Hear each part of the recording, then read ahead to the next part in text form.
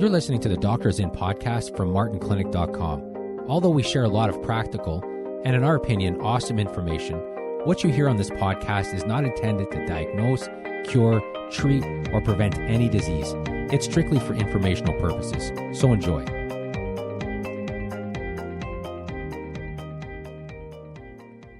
Hello, I'm Dr. Martin Jr. I'm Dr. Martin Sr. And this is the Doctors In podcast, and this is episode 187. Today, I want to talk about something that you and I wrote about in a newsletter a few weeks ago, and it has to do with the prescription drug use in the United States between the years 2015 and 2016. Now, this report just came out in May of 2019, so this is the latest data that they had. They just put this report out, and it's very fascinating, some of the stuff that they found in there. And we'll talk about it because we'll see some definite common patterns as we look at it. But here are a few highlights that I found interesting. So we'll share that first, then we'll also talk about the most common drugs that are used based on the ages of people. And again, this is coming straight from the U.S. Department of Health and Human Services. So this is the data. This is by the CDC. So this is the latest data on drug use, prescription drug use in 2015, 2016. So first of all, they found that 45.8% of the population used prescription drugs at some point in the past 30 days in 2015, 2016. So almost half the U.S. population was on some kind of prescription drug at that point. So just crazy. Yeah. As obviously makes the most sense, prescription drug use increased with age. So kids under the age of 12 accounted for about 18% of the prescription drug use, and roughly 85% was over 60. So it's on both ends of the spectrum. Yeah, young and old are using drugs, right? And I mean, 85. So there are so many things I found fascinating with this. The amount of prescription drug use by people over the age of 60, it's like everybody's on them. Yeah. It's rare for someone not to be on a medication. Then it's crazy. When somebody comes in, and you see this in the clinic too, and they're not on any medication and they're older, it's a rarity. Yeah, very rare. Very rare. I've seen people, I think the highest count I've ever had was a lady probably 3 or 4 years ago that I think was on, I counted 27 medications. Anyway, that's the world record.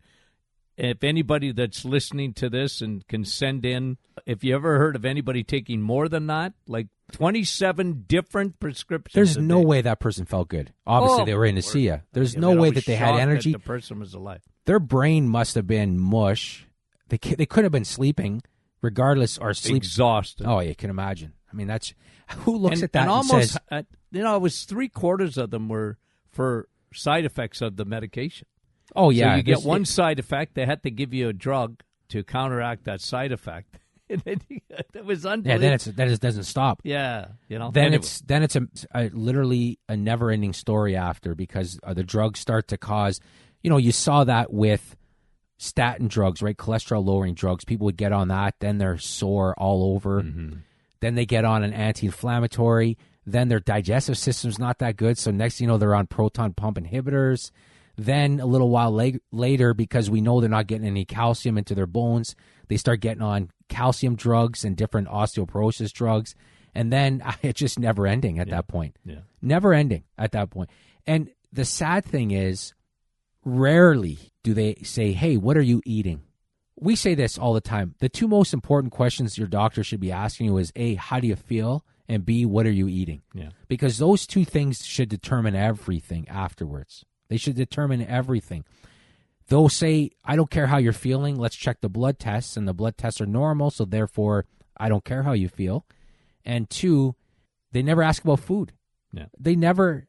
Well, they don't see the correlation. No, right? they will recommend antacids or proton pump inhibitors every day, but they'll never say to the person, hey, what are you eating? Yeah, it's about time that we change your diet. Right? And I understand they don't have the time. Yeah. The system is set up, especially here in Canada. They can't sit down. It's not like a family doctor in Canada can come into the room, start talking about the hockey playoffs for 15 minutes, sit down, and then start talking and asking you a bunch of questions. That's not how it works. Usually there's a sign on the door that says, ask one question. and that's it, and it's fast, and it's not their fault. It's the system that we're in. They can't slow down to do those kind of things. So then they send you to, they'll recommend, if you do want to talk diet, they'll send you to a dietitian, and, without going down a rabbit hole there, we know how that ends up.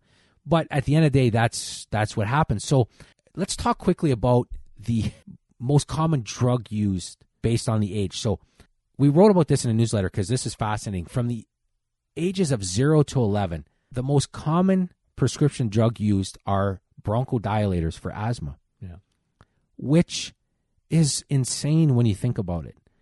The amount of kids that are taking inhalers of some kind or bronchodilators because they have asthma. Now, you and I, when we wrote that newsletter, we talked about this.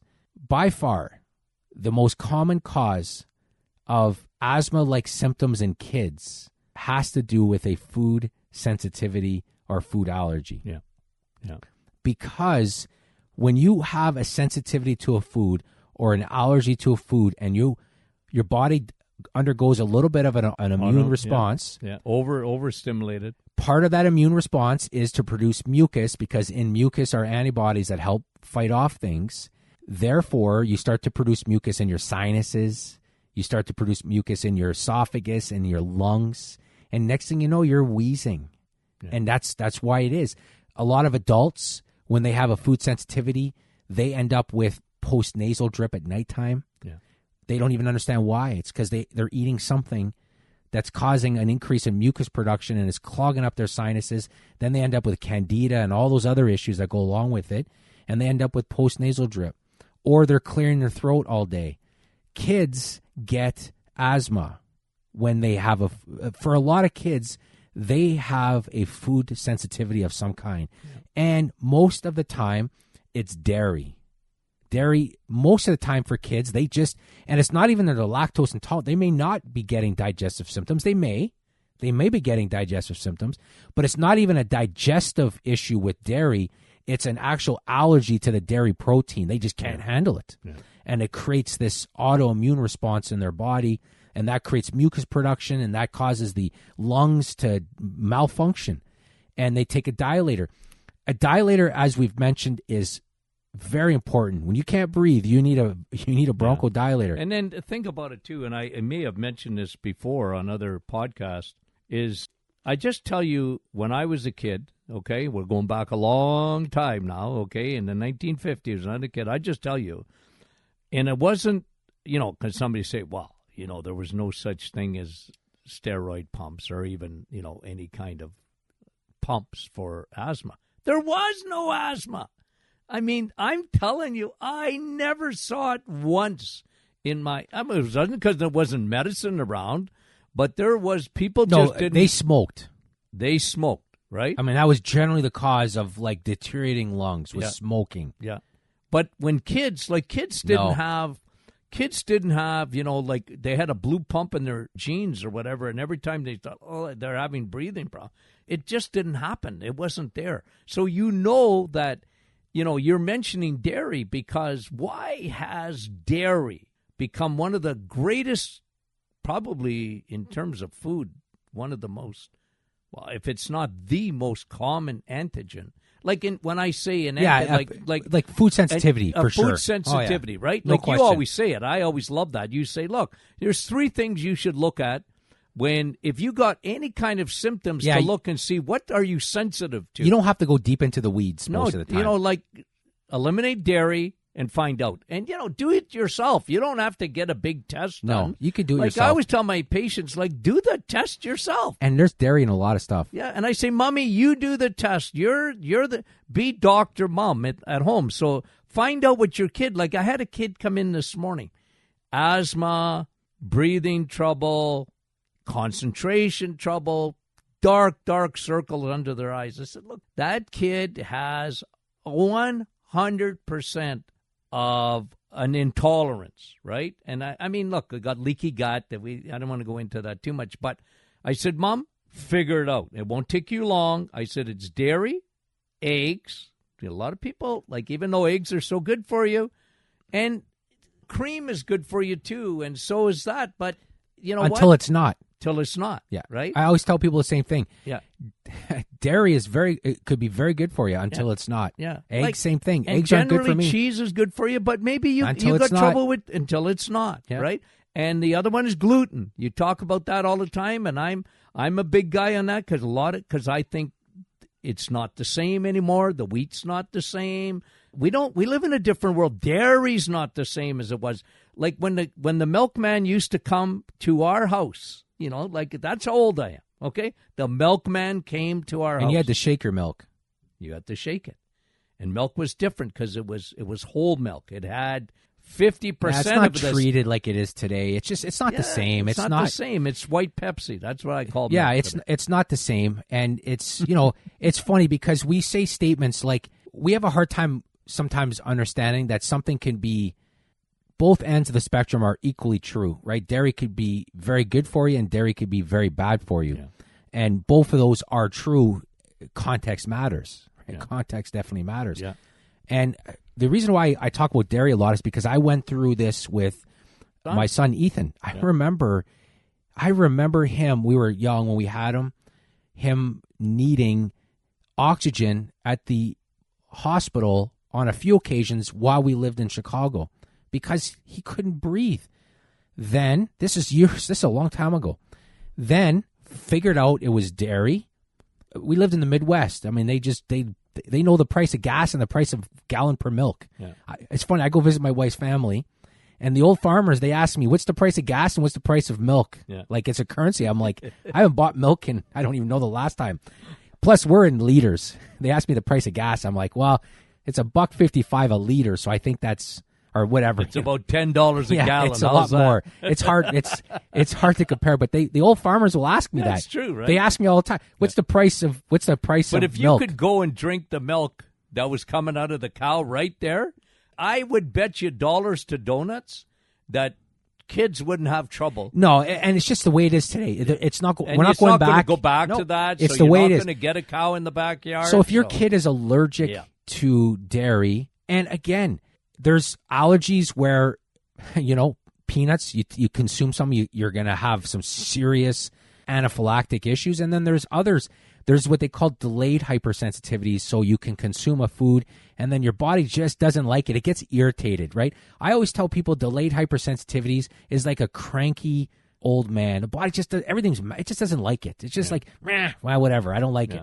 And the body just overreacts, makes mucus, and you start to wheeze, and your skin breaks out. The and antigens and all just doesn't like that. it. It doesn't like it. Yeah, your body's trying to tell you now, something. a lot of people, when they fix their gut and they fix their leaky gut issues, they can tolerate things. It's like me. I could tolerate things way better than I ever have before. But I also know that because I can tolerate it does not give me the liberty to go, I don't have a license to kill, right? Yeah. I can tolerate it here and there, but I can't go crazy, sure. No. And there's a lot, and we found that with Ethan. We went from thinking this kid's never going to be able to run around to instantly never having another wheezing ever. He's in his mid-20s, he's married, and he's never had an issue since, ever. And it's just because his body was just saying no to dairy. Yeah, it just was talking to them, and a lot of people don't. And listen. he has same thing as me, same little sensitive. I don't eat eggs. I get egg envy because I don't digest eggs. I can't handle them. So why even and try? I love eggs, and I do well with them. But your mother doesn't do well with eggs. No, that's right. And I obviously and she looks at me and she's mad at me all the time. Yeah, same here. I get mad at people that eat eggs because I want them. I want. I would be willing to spread the cholesterol egg lie just so that nobody can eat them because I want them as well. If I can't have them, nobody can. But anyways, it's funny. But that's for kids, right? So, and another hidden thing as well, and this is something, a lot of those food dyes, those candies that kids eat, those fruit snacks and fruit roll-ups and all these things, if you listen to their lungs after, they're wheezing. It causes a reaction in the lungs. Yeah. So there's a lot. And that's a big issue to do. So if your kid has asthma, not everyone, but a big percentage of them have an issue with food or somewhere down the line. And leaky gut. Yes, leaky gut. They always have leaky gut. They always have candida, yeast. Now, I found for, like, my son, probiotics and pine bark extract, which is an ornavitol, worked wonders for him, right? But, all right, so that's the age 0 to 11. Well, because of time, let's just go to the other end of the spectrum, which is 60s. Statins? Yeah. Lipid-lowering drugs, which you've talked a lot about. We have a great video in our Martin Clinic Facebook group where you talk about cholesterol drugs again, but here they are. These are the top 3 drugs for right? 22% of seniors who take drugs are taking anti-diabetic drugs, right? 24% are taking beta blockers for high blood pressure and heart disease, and 46.3% of the people are taking lipid-lowering drugs, high cholesterol. Yeah. So the majority of seniors are taking drugs because they have a high circulating insulin problem. Yeah, because that's the root of all 3 things that's that you the just root. talked about. Those 3 things there are the high circulating insulin is the root for a majority of the people that have those 3 things. There's no question. Yeah. And just on the drug thing, too, one of the issues of when you're a diabetic, guess what came down? An edict came down about 10 years ago, came out of the Diabetic Association and the American Heart Association got together and said, you know what? If you're a diabetic, just as a preventative thing, let's just throw you on statin drugs, too. So if you're a diabetic, it actually became almost like a law to the physician that they were to put you instantaneous, yes, without any research, without any. It was like a flow chart. Yeah, diabetic, statins. Yeah, and it was. Well, wait a minute. Now they're finding out statins even cause diabetes. Yes, it elevates your insulin. Yep. So imagine. But anyway, that's enough. That's just to show you, though, how. Well, I remember, and you were telling me about this, and I remember reading this. They were actually considering adding it to drinking water. It actually was. Now, you, as a drug company, like, I'm going to tip my hat. That's great marketing. If you can get, a city the to British Parliament considered. This is going back 10 years ago. How many least, people maybe. are on the take when that happens? Like, they considered putting it in the drinking water statin drugs to put them into lower cholesterol. They said, like, they think it's like a vitamin. For you might as well go make that announcement with a pharmaceutical name tag. That's crazy. Yeah, but that's literally happened. But I know because defeated. Yeah, they talked about. People used to joke that they would say that essentially you had a statin deficiency, like it was a vitamin, right? Yeah. That you just needed to take a statin drug. And of course, I just read a study again the other day. Seniors with low cholesterol levels die faster. Their brains don't work. Yeah. I read somebody else say this, and I found this interesting. If they can ever figure out a way to turn off cholesterol production forever, that'd be the biggest mass weapon they can ever make, because you just need it to survive. Your body doesn't trust you to get enough in your food, and eating food does not have a major impact on cholesterol levels. Eating cholesterol does nothing for your cholesterol levels. No. So your body doesn't trust you enough to get it. It makes it because your cells need it. 85% of it comes out of your liver. You need it. Your body makes it. So now we're going to take a drug to lower it, thinking that that's going to solve the problem. And they found, again, you did a Facebook Live on this, and you talked about this on your solo episode a few weeks ago, that heart disease deaths have gone up again for the first time in a long time. Surprise, surprise. And that was the headline. Yet people are taking, if you're over the age of 60, well, look at you're taking a heart disease drug, and it's not working. To me, if that was a sports team and the drugs were the coach, you'd fire the coach. Yeah. It's not working. The plan isn't working. Yeah. But again, we talked about this. They don't look at diet. They don't ask what you're eating.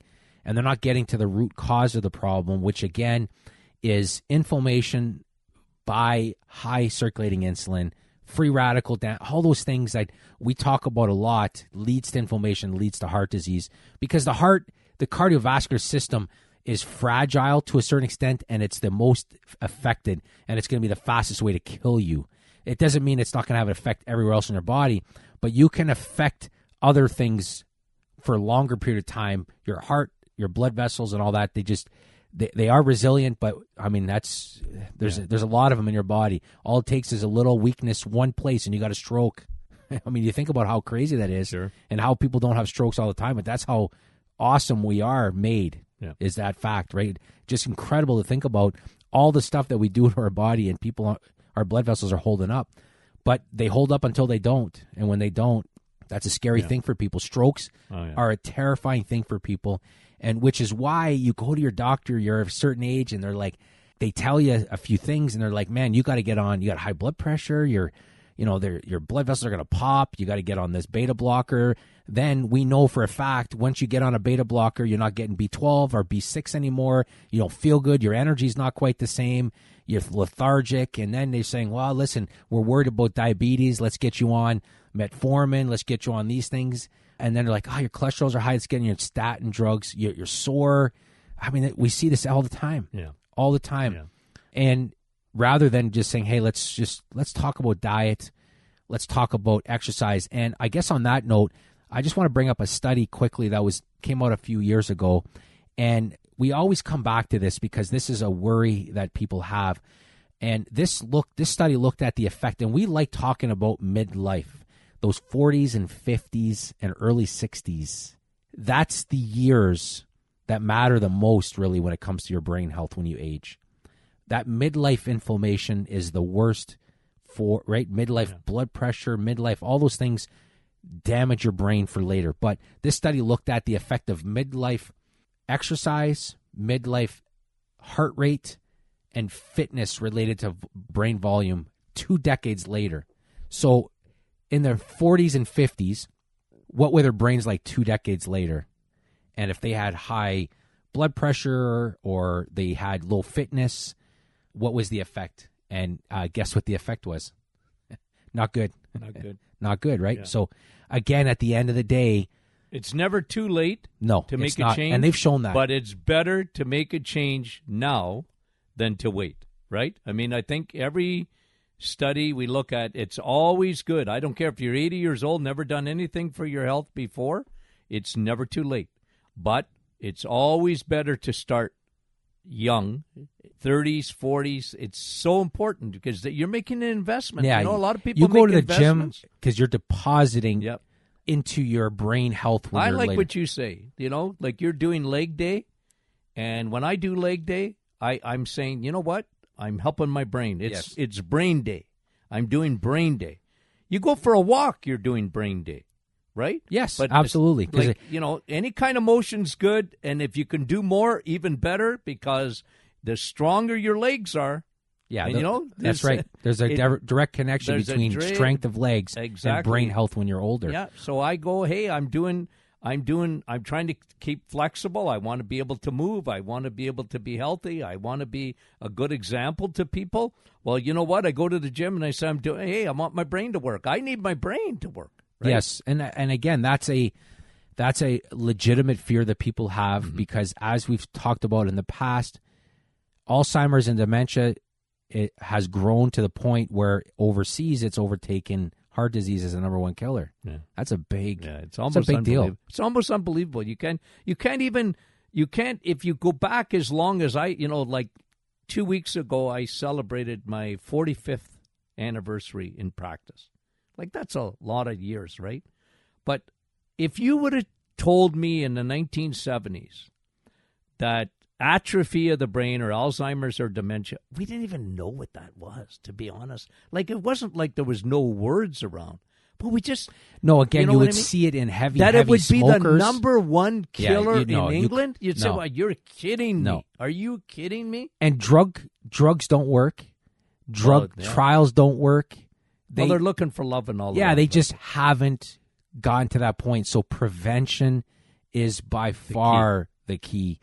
And controlling inflammation. Again, we have a great free video on our website called Age Proof Your Brain. It's worth watching that. And we talk about the 3 big causes of brain inflammation and how to eat for that, which is so important. So I would, again, if you haven't gone and watched that video, it's about 45 minutes long.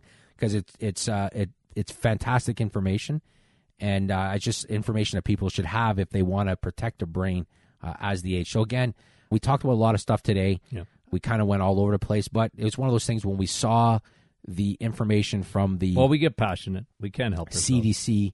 A lot of the time, especially when it's in seniors, they're taking drugs because they got high circulating insulin, and it's amazing what happens when you bring your insulin levels down. So again, we want to thank you for listening and have a great day. Thanks for listening to the Doctor Is In podcast from martinclinic.com. If you have any questions, you can reach us at info@martinclinic.com. If you're not a newsletter subscriber, you can head to our website and sign up for free. We also have a private Facebook group that you can join. It's a community of awesome people. Finally, I do a Facebook Live every Thursday morning at 8:30. Join us again next week for a new episode.